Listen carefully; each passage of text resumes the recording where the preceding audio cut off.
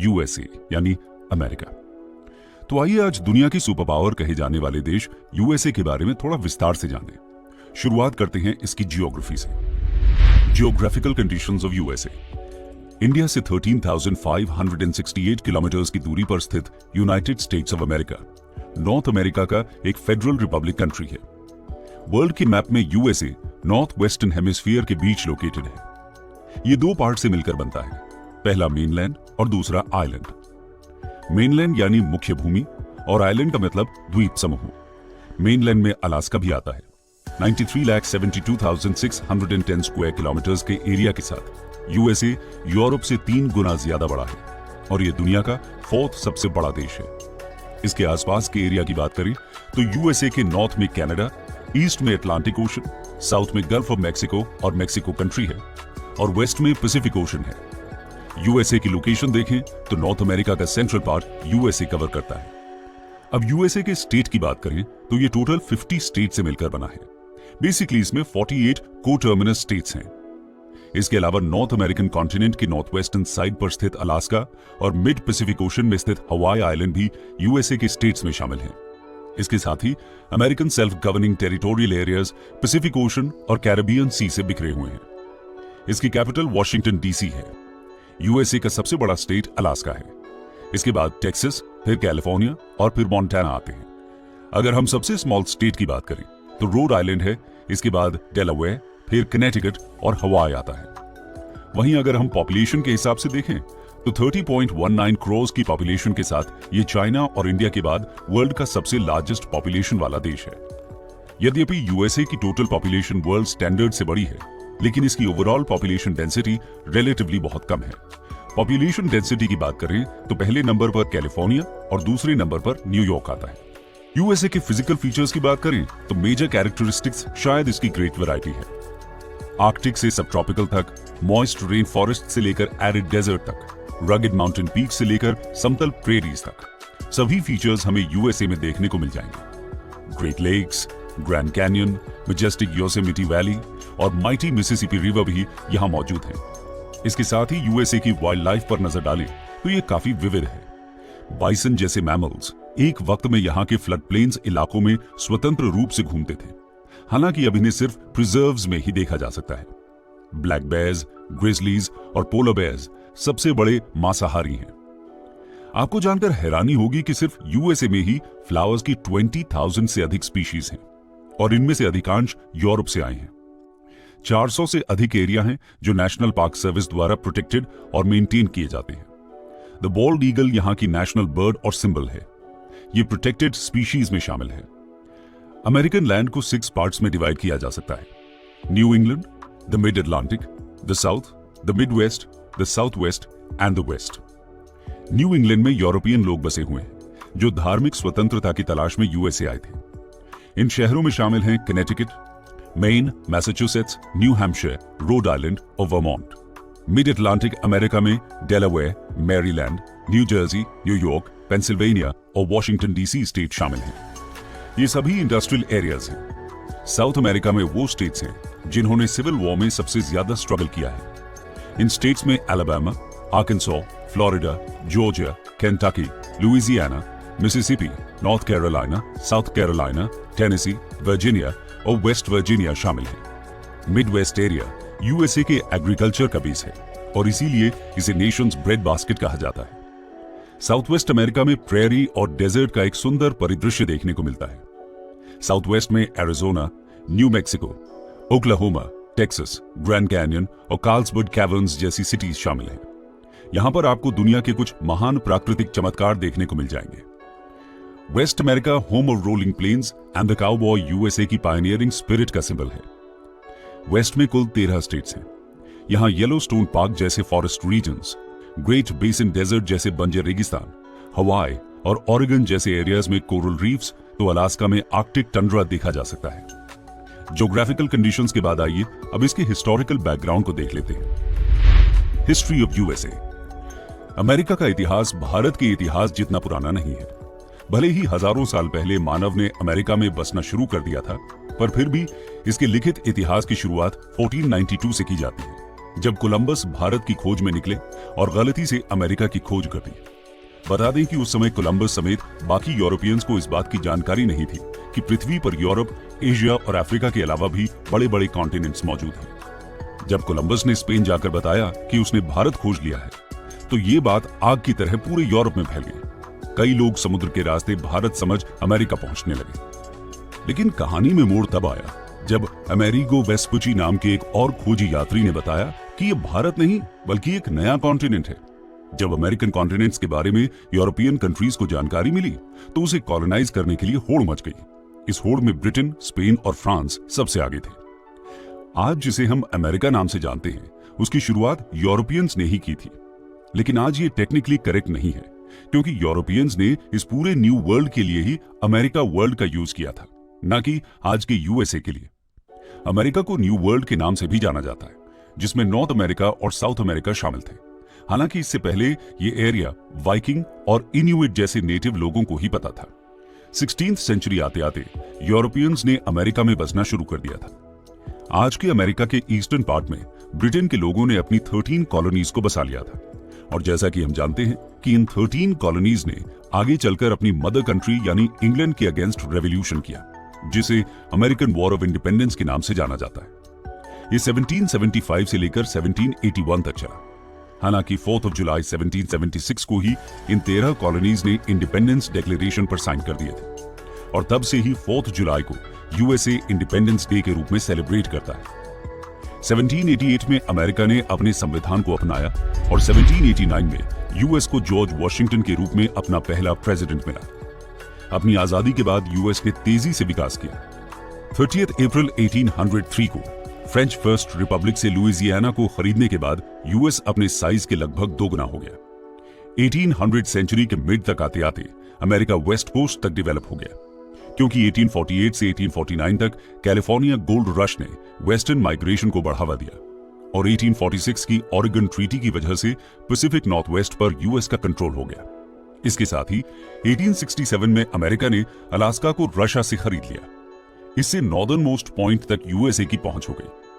इसके बाद 19th century में एक बार फिर अमेरिका के अस्तित्व पर संकट आया। इस बार यह संकट किसी फॉरेन पावर का नहीं था, बल्कि अमेरिकन यूनियन खुद ही 2 भागों में डिवाइड होने की कगार पर था। जी हां, यहां सिविल वॉर शुरू हो चुका था। इस सिविल वॉर का मुख्य कारण स्लेवरी सिस्टम और नॉर्थ और साउथ के बीच की डिस्पैरिटी थी। 1861 से 1865 तक चले इस युद्ध में लाखों अमेरिकन ने अपनी जान गंवाई, और अमेरिकन प्रेसिडेंट लिंकन की भी इस दौरान हत्या कर दी गई। सिविल वॉर के बाद 1865 से 1940 तक अमेरिका में रिकंस्ट्रक्शन और रैपिड इंडस्ट्रियलाइजेशन का दौर दिखाई देता है। ये वो समय था जब अमेरिका विश्व पटल पर एक महान आर्थिक शक्ति बनकर उभरने लगा। इस बीच ये फर्स्ट वर्ल्ड वॉर में भी शामिल हुआ। वर्ल्ड वॉर 1 के खत्म होने के कुछ सालों बाद ही 1929 में ग्रेट डिप्रेशन शुरू हो गया। इसकी शुरुआत यूएसए से ही हुई थी, और देखते ही देखते इसने पूरी दुनिया को अपनी चपेट में ले लिया। लेकिन इसका सबसे ज्यादा प्रभाव शायद अमेरिका में ही देखने को मिला। इसके कारण कई अमेरिकन बैंक्स पर ताले लग गए, शेयर मार्केट पूरा गिर गया, लोगों के लाखों डॉलर्स डूब गए, फैक्ट्रीज ने प्रोडक्शन बंद कर दिया, जिसकी वजह से लोग बेरोजगार हुए, लोग दाने दाने को मोहताज होने लगे, और कर्ज में डूबे लोग सुइसाइड तक करने लगे। पूरे अमेरिका में निराशा का माहौल था। लेकिन प्रेसिडेंट फ्रैंकलिन डी रूजवेल्ट की न्यू डील पॉलिसी अमेरिका की इकोनॉमी को फिर से पटरी पर लेकर आई। ग्रेट डिप्रेशन और न्यू डील पॉलिसी पर ज्यादा जानकारी के लिए आप इस पर हमारा प्रीवियस वीडियो देख सकते हैं, जिसका लिंक डिस्क्रिप्शन बॉक्स में आपको मिल जाएगा। ग्रेट डिप्रेशन से अभी दुनिया उभर ही रही थी कि 1939 में सेकेंड वर्ल्ड वॉर की शुरुआत हो गई। वर्ल्ड वॉर 2 की शुरुआत में अमेरिका न्यूट्रल रहा, लेकिन जब जापान ने 1941 में पर्ल हार्बर पर हमला किया, तब यूएस मित्र राष्ट्रों यानी एलाइड पावर्स में शामिल हो गया।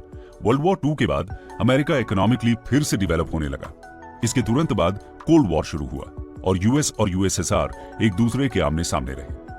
1991 तक चले इस कोल्ड वॉर के दौरान अमेरिका ने कोरियन वॉर और वियतनाम वॉर में हिस्सा लिया। 1991 में यूएसएसआर के डिसइंटीग्रेशन के साथ कोल्ड वॉर का अंत हुआ और यूएसए लोन सुपर पावर के रूप में उभरा। लेकिन महाशक्ति बनने की इस रेस में अमेरिका ने राजनीतिक तौर पर भी काफी उतार चढ़ाव देखे। चलिए एक नजर यूएसए के पॉलिटिकल सफर पर डालते हैं। Polity of USA. इंडिया को जहां दुनिया की सबसे बड़ी डेमोक्रेसी का गौरव प्राप्त है, तो वहीं यूएसए को दुनिया की सबसे पुरानी डेमोक्रेटिक कंट्री होने का। यूएसए की सेंट्रल लेजिस्लेचर का नाम कांग्रेस है। यूएसए 2 लेजिस्लेटिव बॉडीज, सेनेट और हाउस ऑफ रिप्रेजेंटेटिव्स के साथ एक रिप्रेजेंटेटिव डेमोक्रेसी है। यहां हाउस ऑफ रिप्रेजेंटेटिव्स पूरे नेशन को रिप्रेजेंट करता है, जबकि सेनेट में हर स्टेट को इक्वल रिप्रेजेंटेशन दिया गया है। सेनेट में 100 सीट्स होती हैं, जिसमें हर स्टेट के 2 रिप्रेजेंटेटिव्स होते हैं।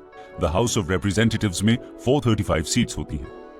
द हाउस ऑफ रिप्रेजेंटेटिव्स को लोअर हाउस भी कहा जाता है।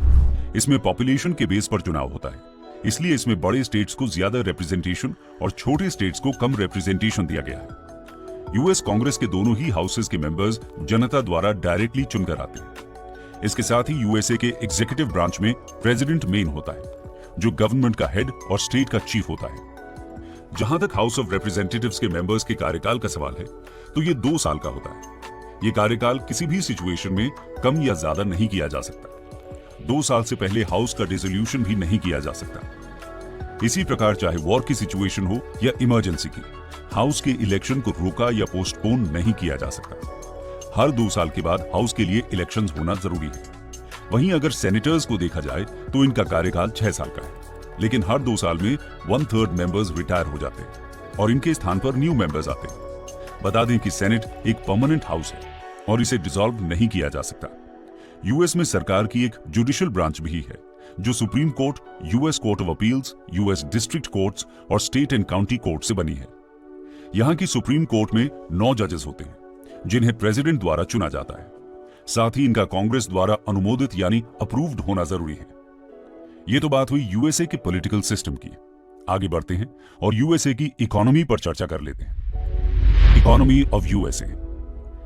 यूएसए की इकोनॉमी आज वर्ल्ड की सबसे लार्जेस्ट और मोस्ट टेक्नोलॉजिकली एडवांस्ड इकोनॉमी है। देखा जाए तो इसमें इंडस्ट्रियल और सर्विस सेक्टर का सबसे ज्यादा योगदान है। यूएसए के इंडस्ट्रियल सेक्टर में mainly petroleum, steel, motor vehicles, aerospace, telecommunications, chemicals, electronics, food processing, consumer goods, lumbar और माइनिंग शामिल हैं। एग्रीकल्चरल प्रोडक्शन हालांकि इकोनॉमी का केवल एक छोटा सा हिस्सा है, जिसमें wheat, corn, fruits, vegetables, cotton, beef, pork, poultry, dairy products, fish और फॉरेस्ट प्रोडक्ट्स शामिल हैं। यूएसए टिम्बर का भी प्रमुख उत्पादक है। यूएसए जीडीपी के मामले में दुनिया की सबसे बड़ी आर्थिक शक्ति है और ऐतिहासिक रूप से प्रति व्यक्ति जीडीपी के मामले में दुनिया के हाईएस्ट रैंकिंग कंट्रीज में से एक रहा है। दुनिया की 5% से कम आबादी के साथ यूएसए दुनिया के आर्थिक उत्पादन का लगभग 5th पैदा करता है। जीडीपी का 1/5 हिस्सा माइनिंग और क्वारीइंग से आता है और USA petroleum, coal, iron, copper, steel, uranium, gold, silver और प्लैटिनम जैसे प्रेशियस मेटल्स और सल्फर जैसे मिनरल्स का एक प्रमुख उत्पादक है। हाइड्रो इलेक्ट्रिक रिसोर्सेज पैसिफिक और माउंटेन रीजन्स में सबसे ज्यादा केंद्रित है। हालांकि हाइड्रो इलेक्ट्रिसिटी देश की इलेक्ट्रिसिटी की आपूर्ति में 1/10 हिस्से से भी कम का योगदान देता है। थर्मल पावर प्लांट्स देश की 1/4 से अधिक इलेक्ट्रिसिटी प्रोड्यूस करते हैं। वहीं न्यूक्लियर जनरेटर्स लगभग 1/5 कंट्रीब्यूट करते हैं और रिन्यूएबल सोर्सेज ऑफ एनर्जी 1/10 तक कंट्रीब्यूट करते हैं। अमेरिका की कैलिफोर्निया सिटी दुनिया का लार्जेस्ट आईटी इंडस्ट्री हब है, जिसे पॉपुलरली सिलिकॉन वैली के नाम से जाना जाता है। सैन फ्रांसिस्को में पैसिफिक ओशन का सबसे लार्जेस्ट पोर्ट है। यह साउथ सैन फ्रांसिस्को बे एरिया में स्थित है। इसे सिटी ऑफ गोल्डन गेट भी कहा जाता है। यहां पर oil refining, ship building, steel making, food processing जैसी मेजर इंडस्ट्रीज लोकेटेड है। सिएटल सिटी में दुनिया का सबसे बड़ा एयरक्राफ्ट असेंबली सेंटर मौजूद है। वहीं पोर्टलैंड शिप बिल्डिंग इंडस्ट्रीज के लिए फेमस है। मोंटाना में दुनिया का सबसे ज्यादा कॉपर पाया जाता है। अमेरिका अपनी मिलिट्री को मजबूत बनाने के लिए सबसे ज्यादा पैसे खर्च करती है। आज की बात करें तो अमेरिका ही ऐसा देश है जिसके पास वर्ल्ड के सबसे हाईटेक वेपन्स मौजूद हैं। आप सभी को पता होगा कि दुनिया की largest space industry NASA USA में ही है। इसके साथ ही दुनिया की बड़ी बड़ी कंपनीज यहां पर हैं, जैसे Apple, Exxon Mobil, Walmart, Microsoft, Google etcetera. World का longest road network, longest rail network और लार्जेस्ट एयर ट्रैवल मार्केट भी यहीं पर है। इसके साथ ही एजुकेशन सेक्टर में देखें तो दुनिया की टॉप यूनिवर्सिटीज में यहां की हार्वर्ड यूनिवर्सिटी और मैसाचुसेट्स इंस्टीट्यूट ऑफ टेक्नोलॉजी शामिल है। कंक्लूजन।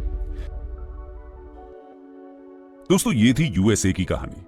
हमने देखा कि कैसे एक समय पर फॉरेन पावर्स की कॉलोनी रहा यूएसए आज दुनिया की सबसे बड़ी इकोनॉमी है। देखा जाए तो इस देश के आगे बढ़ने और सुपर पावर बनने का सबसे बड़ा कारण है कि इसने हमेशा से ही टैलेंट को बढ़ावा दिया है। सबसे फेमस साइंटिस्ट एल्बर्ट आइंस्टाइन एक जर्मन नागरिक थे, लेकिन उन्हें सबसे ज्यादा प्रसिद्धि यूएसए में ही मिली और उन्होंने अमेरिका में ही रहकर अपना काम किया। अगर आज